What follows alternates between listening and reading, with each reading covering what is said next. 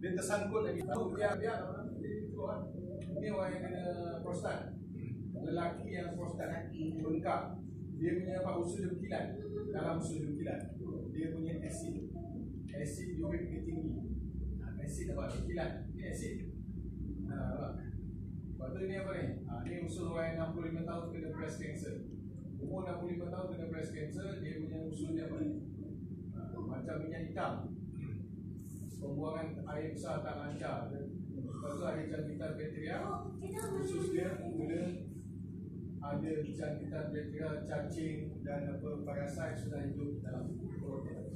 Ini orang yang gaut. Nampak orang yang gaut, asid uric dia tinggi, berkilat. Nampak? Dah mula ada parasit. Ini yang tadi tu bakteria kat usus dia tu. Tengoklah. Ada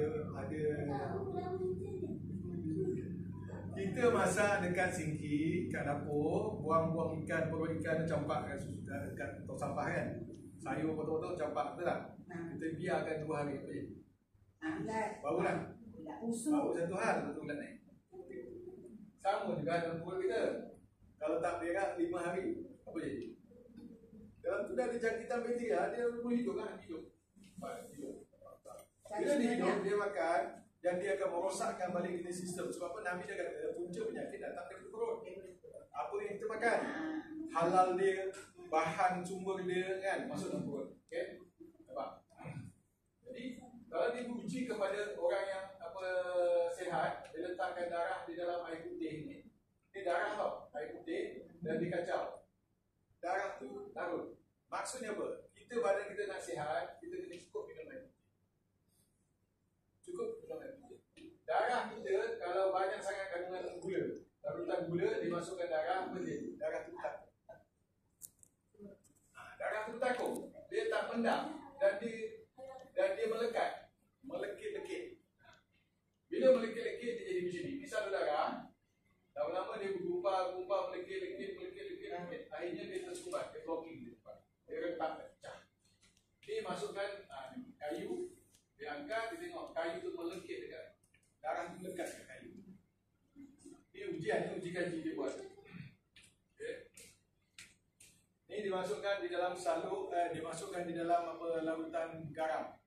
Maksudnya orang yang ada tekanan darah tinggi, orang yang suka makan masin-masin, orang yang suka makan berwarna ataupun perasa tiruan, masak nak sedap letak perencah sesedap rasa kan. Kononnya lah kan.